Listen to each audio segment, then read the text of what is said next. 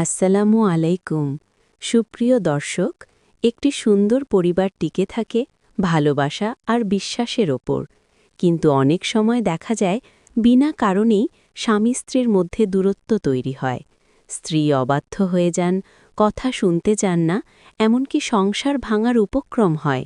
আপনারা অনেকেই দীর্ঘদিন ধরে এমন একটি আমল বা মন্ত্র খুঁজছেন যা দিয়ে প্রিয় মানুষকে কাছে রাখা যায়। আজ আমি আপনাদের সাথে শেয়ার করব অত্যন্ত প্রাচীন এবং পরীক্ষিত একটি আমল, যা প্রয়োগ করলে মাত্র ৭ থেকে ৮ দিনের মধ্যে আপনি আপনার স্ত্রীর মনে পুনরায় জায়গা করে নিতে পারবেন। কেন এই আমলটি করবেন? সংসারে অশান্তি থাকলে ইবাদতেও মন বসে না। আজকের এই আমলটি মূলত তাদের জন্য যারা বিচ্ছেদ ঠেকাতে চান। মনে রাখবেন, কোনো খারাপ উদ্দেশ্যে এই আমল করবেন না। এটি করার জন্য আপনার নিয়ত হতে হবে স্বচ্ছ। যদি আপনার স্ত্রী কোনো কারণে আপনার উপর বিমুখ হয়ে থাকেন, তবেই এটি কার্যকরী হবে।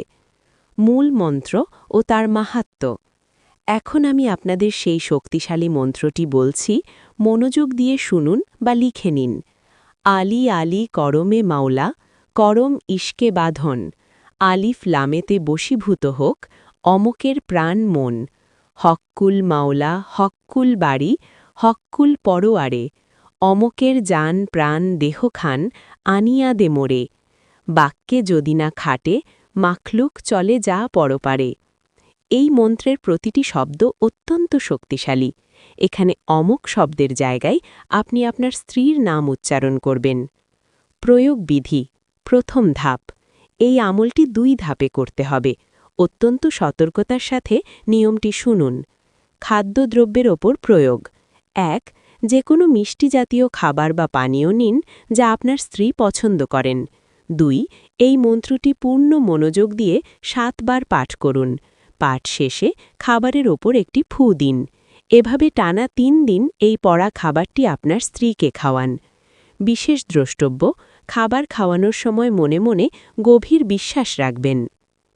প্রয়োগ বিধি। দ্বিতীয় ধাপ। খাবার খাওয়ানোর পাশাপাশি আপনাকে নির্জনে বসে সাধনা করতে হবে। সময়, গভীর রাতে, যখন চারপাশ শান্ত থাকে। স্থান, একটি নির্জন ঘর বা জায়নামাজ। সংখ্যা, মন্ত্রটি টানা ১০১ বার পাঠ করতে হবে। সময়কাল, এটিও ৩ দিন করতে হবে। মনে রাখবেন, আমল করার সময় আপনার স্ত্রীর মুখচ্ছবি চোখের সামনে ভাসিয়ে রাখবেন এবং মনে মনে কল্পনা করবেন যে তিনি আপনার প্রতি দয়াবান হচ্ছেন। ফলাফল ও সতর্কতা। ইনশাআল্লাহ, সঠিকভাবে এই নিয়ম পালন করলে ৭ থেকে ৮ দিনের মধ্যে আপনি ফল দেখতে পাবেন। আপনার স্ত্রী আপনার কথা শুনতে শুরু করবেন এবং আপনাদের মধ্যকার তিক্ততা কমে আসবে। একটি বিশেষ সতর্কতা, এই মন্ত্র বা আমল কোনো পরকীয়া বা অনৈতিক কাজে ব্যবহার করবেন না। যদি কোনো অবৈধ সম্পর্কের জন্য এটি ব্যবহার করা হয়, তবে এর কুফল আপনার নিজের উপর বর্তাতে পারে। ইসলামী বিধান অনুযায়ী সর্বদা হালাল পন্থায় নিজের সঙ্গীকে বশ করার চেষ্টা করবেন। Bonus tips. সম্পর্কের মানোন্নয়ন।